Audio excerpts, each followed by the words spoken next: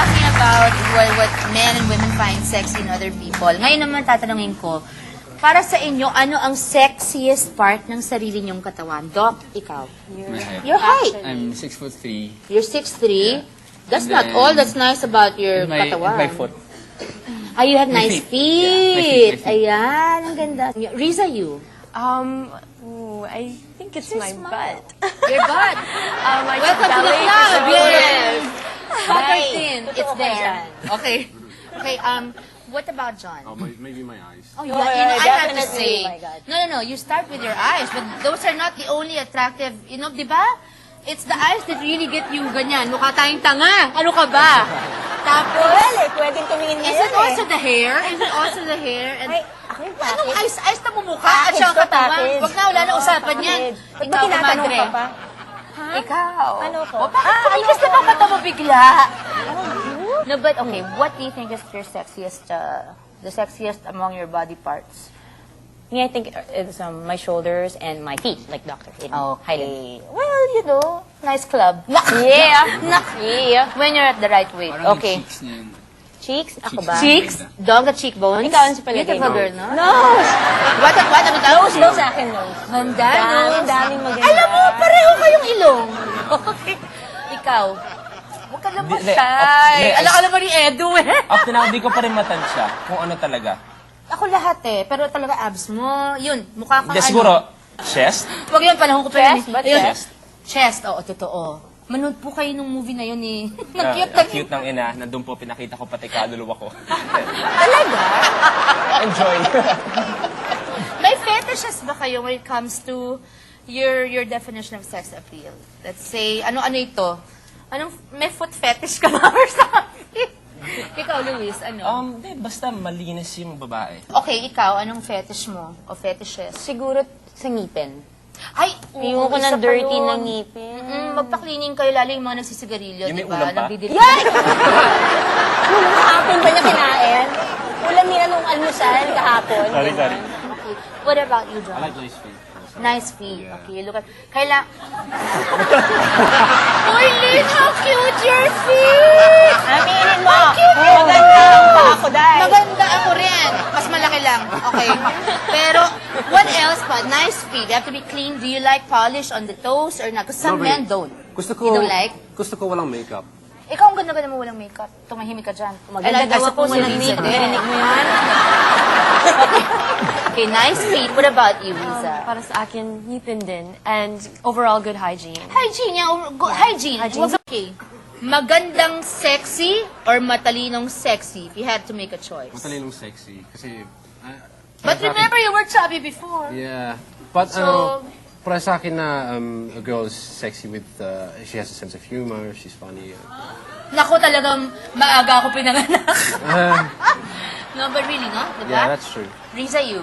Gwapong sexy o matalinong sexy? I agree with John, matalinong sexy. Sense of humor, witty. Tapos kamukha ni Empoy, kaya mo? Witty! O si Empoy, rock and roll. Araw-araw tatawa ka. Pero hindi ko lang alam kung paggising mo, sabi mo, katabi mo si Empoy. Hindi, tita. Gano'n, sinasakpan mo sarili mo everyday. Ikaw.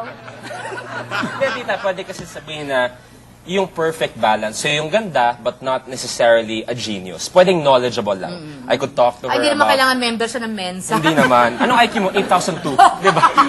Di ba? Hindi naman yung ganon. Ibang planeta na Diba, pinagaling. if I want to talk to her about entertainment, may masasagot siya, politics, may masasagot siya. Not necessarily na i-elaborate niya anything and everything. Wala ka naman na-date pa na nagtatanong sa'yo, ano ba chismis?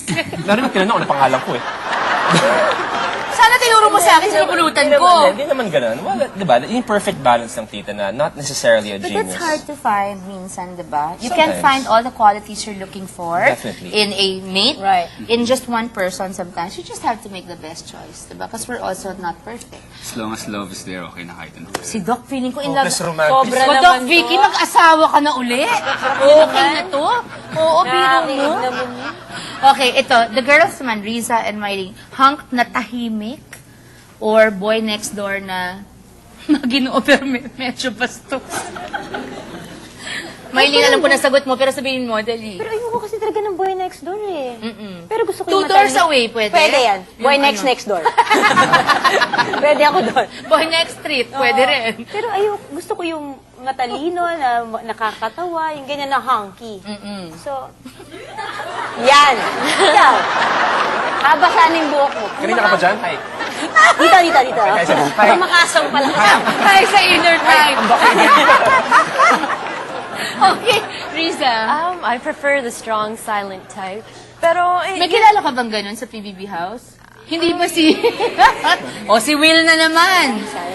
May suggestion ako para sa inyo. Ano yun, Doc? How about yung pilyo nung hindi pa kayo, pero nung naging kayo na biglang naging boy next door?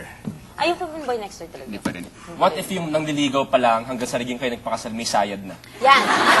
Doon ako. Lucky Diyan ba ako. pangalan mo? Ako. Diba? At least yun, hindi na nagbabago. Ano nakakatakot? Boyfriend mo ng matagal.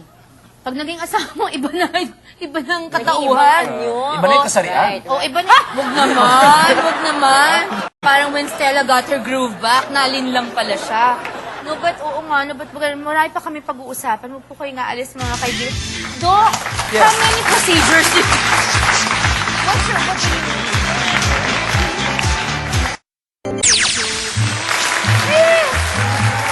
Wait, I just saw my nephew, Chris. How are you, honey?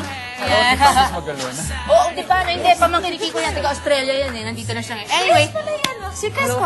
DJ namin yan for mix. No kidding.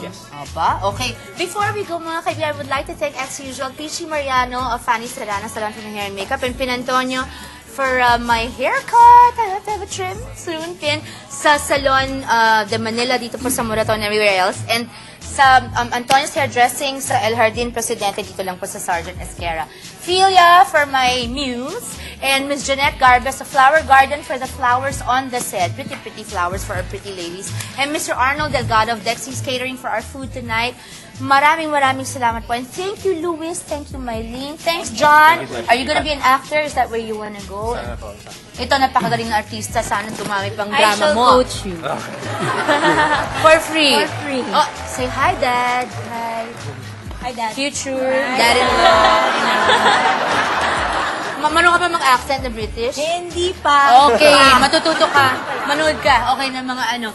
And of course, Doc, I wish you happiness on a personal level and success in your profession. Thank you. Yan, you are always in Green Hills doing the live, alright? You're very near my house. Okay. Just no chismis, I'll go eh. Oh, let's go. Okay, every week. No joke lang. Riza, thank you for being such a... Okay, now may I? Yeah, that's right. Yeah. Mine used to be like that tight. Then the kids just, ruined my musical. Never mind. We'll see you, ladies and gentlemen. God bless you. Thank you for watching us. We love you.